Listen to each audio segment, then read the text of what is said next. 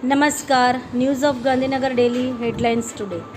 યુવતીને જાળમાં ફસાવી દુષ્કર્મ આચરનારને કોર્ટે 10 વર્ષની સજા અને લાખોનો દંડ ફટકાર્યો. મહેસાણાના પરિવારને અમેરિકામાં ઘૂસણખોરી ભારે પડી. કેલિફોર્નિયાના દરિયામાં ગુમ માહી પટેલનો મૃતદેહ મળ્યો. પહલગામ હુમલા અંગે વિવાદિત નિવેદન આપનાર શાહિદ આફ્રિદનું કેરળના લોકોએ સ્વાગત કરતા વિવાદ.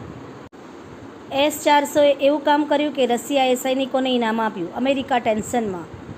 કાશ્મીરથી ગુજરાત સુધી BSFની મહિલા જવાનોએ મોરચો સંભાળ્યો.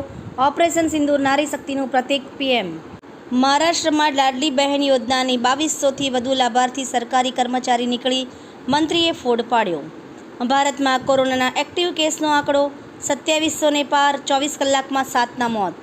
મિત્રતા બની રહે સલાહ આપતો રહીશ. ટ્રમ્પની ટીમને ગુડ બાય કહેતા પહેલાં જુઓ શું બોલ્યા. તંત્રીલેખ. ભારતીય શેરબજારમાં તેજી તરફી માહોલ. ટ્રમ્પે ટેરિફ ફરીથી લાદ્યા. હાયર કોર્ટે નીચલી અદાલતના નિર્ણયને ઉથલાવ્યો.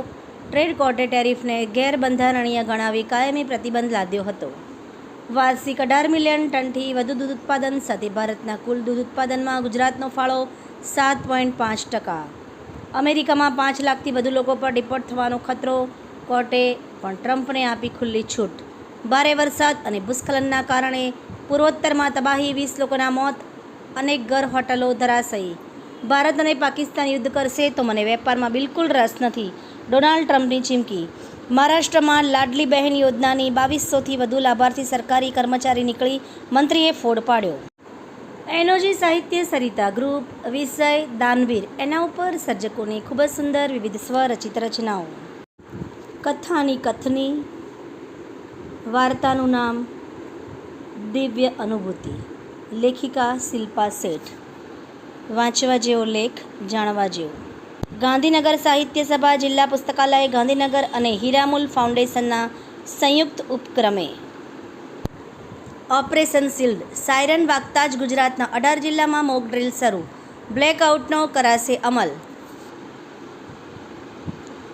દુર્લભ આર્કટિક પક્ષી સબાઈનો ગુલ ગુજરાતના નળ સરોવરનું ખાસ મહેમાન બન્યું.